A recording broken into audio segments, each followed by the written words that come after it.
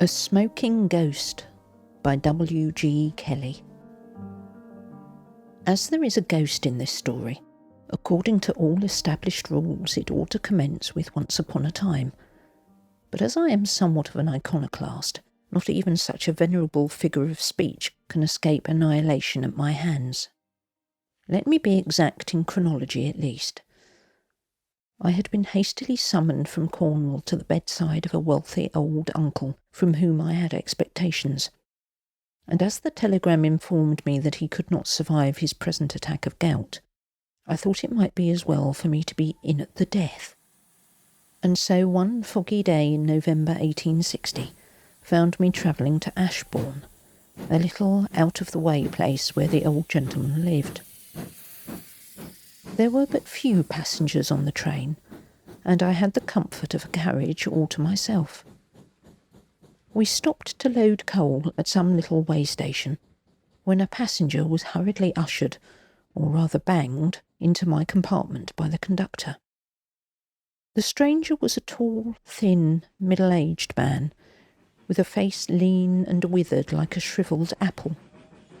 In a dress tight-fitting and of an ancient and faded black, he looked like a man who had run very much to seed, which perhaps accounted for the luxuriant growth of his arms and legs. Observing his clothes steaming with the damp air, I began to realise that it had suddenly become very cold. "Quite a change in the weather," I remarked. "Very cold tonight, is it not?" "Don't feel the cold myself. Perhaps you would like to change places with me. There's no draught here."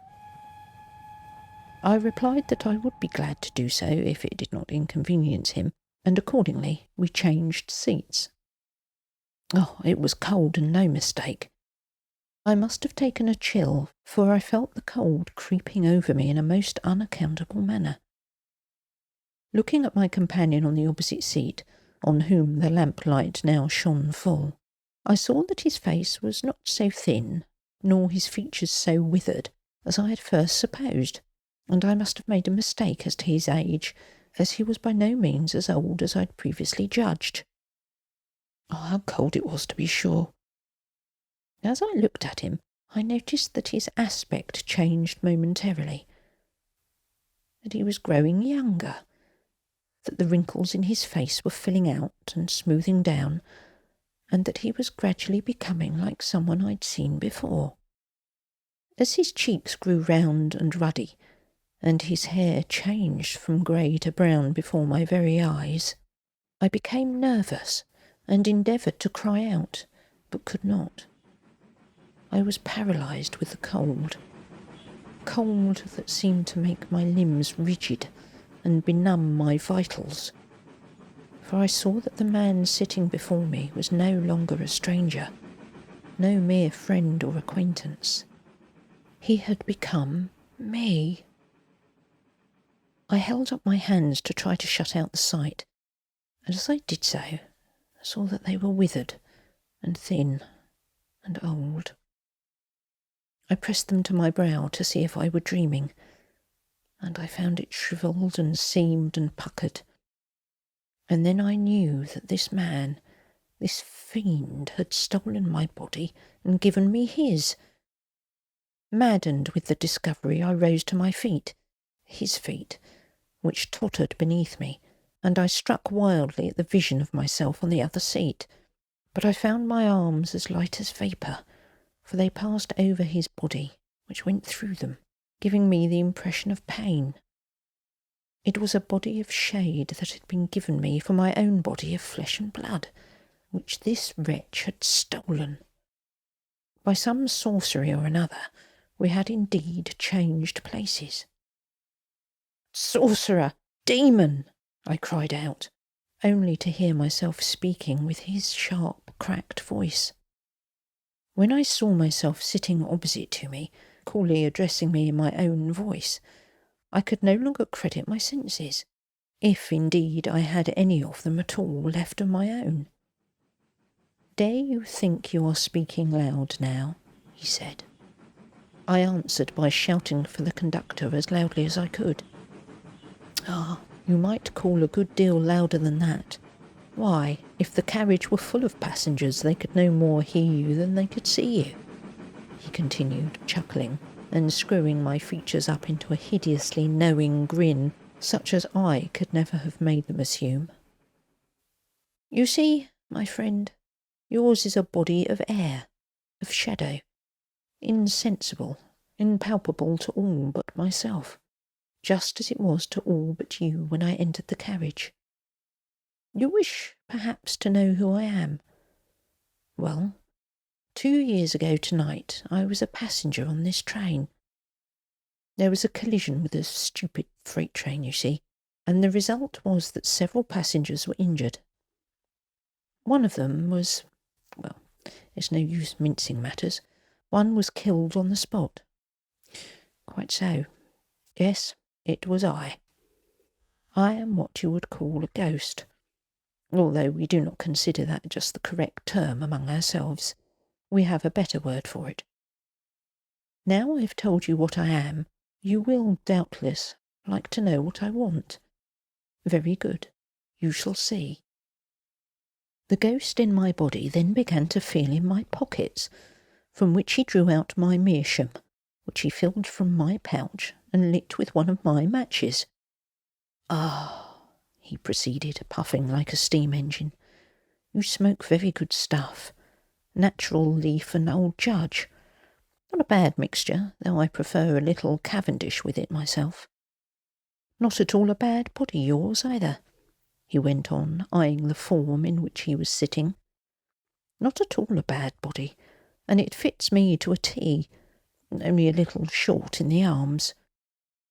By the way, I find one of your front teeth a little loose, so don't go and say I did that when you come to yourself again. And your nose is a little long for me, but I dare say it blows none the worse for it." I shuddered as I saw him take out my pocket handkerchief and use it on that cherished organ of mine. "Yes, I dare say you do feel the cold a little now. I did at first, but it's nothing when you're used to it. I find your body very warm, being heavier than I'm accustomed to wear, but it will not be for long. I require it for this night only, as you say in your playbills, and will return it uninjured by the time we get to Ashbourne. By the by, let me beg of you to be a little careful how you throw your arms about, for my body is of a more delicate construction than yours, and being so thin in substance, I'm afraid you'll chafe it under the armpits. You will observe, ladies and gentlemen," he went on in lecturer style, "that if I take a lighted match and insert it into the corner of the patient's eye, you will feel no pain." Saying this, my dreadful companion proceeded to illustrate his remark by making a dive at my shadowy eye with a burning match, and indeed I felt no pain as the match burned in my head. "You will allow, after all, you see, that my shape has its advantages," the ghost proceeded, "but it also has its disadvantages. Try the pipe now." I tried to take the pipe, but it dropped through my vapoury fingers. He placed it in my mouth, but I could not hold it nor get a whiff from it. "Precisely so," said the ghost. "Now this is just what has brought me here tonight. A great smoker all my life, doing my 12 pipes a day regularly, I have been defunct these 2 years, and during all that time I haven't had a smoke. Not a single blessed draw. I miss my bacca dreadfully. There is a provision made for smokers down with us, you'll understand, but we're governed by a board of directors whose general incapacity equals that of many of your city boards. There is a stock of bodies kept for smokers, so that if you want to enjoy a pipe, you must go into one of the bodies to get it. But if you'll believe me, the supply is so notoriously insufficient to meet the demand that there's no chance whatever for a new ghost to get a smoke. When I entered the society, all the bodies were out in use and booked for 3 years in advance. My name has been down on the books for 2 years, and there's no chance of my getting a body allotted to me for a whole 12-month. Fancy 2 years without a smoke. Why, sir, the incompetence of our board is something awful. I can only assume the reason we put up with such gross mismanagement in the other world is because we've become so used to it in this one. Our constitutions, however, are being undermined to the extent that the board has at last been coerced into passing a measure empowering ghosts to render themselves visible to a single individual at a time, in order that they may get a change of bodies for short periods, always with the consent of the person in question, for the purpose of indulging in a habit which the directors say they cannot, however, but characterise as pernicious and injurious. George III and George Washington, both members of the board, opposed the measure. They, however, were left in a ridiculously small minority. It is under this new act that I obtained your body. "You never had my consent, fiend!" I cried. "Well, tut-tut, is vulgar to call names, friend," the ghost replied, smoothing my moustache with my fingers. "But you are trifling. I asked you to change places with me, and you agreed, as you must be well aware. Oh, but dear me, here we are at Ashbourne. However, I must finish my pipe. Think of 2 years and not a blessed draw, my friend." The train was slackening speed, and my companion leaned out of the window, puffing fast and furious. "Plenty of time to change bodies," he said. "It shall be done in an instant as soon as the train stops."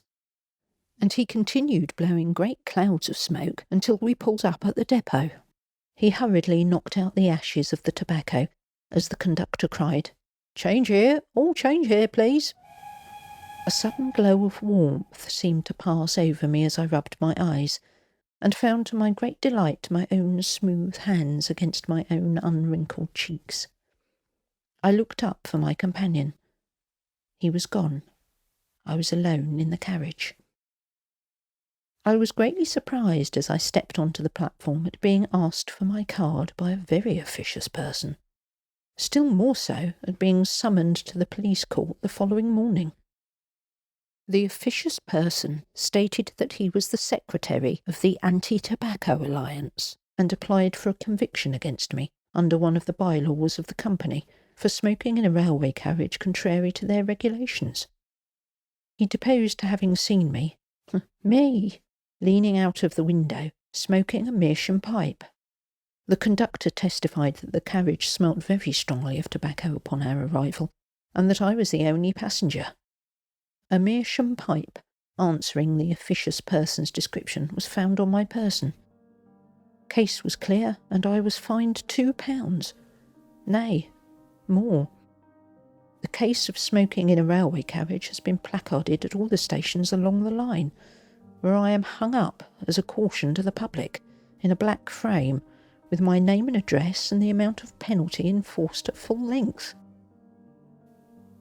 It would have been quite useless to attempt any explanation to the justice, but it's something to have set oneself right with the public.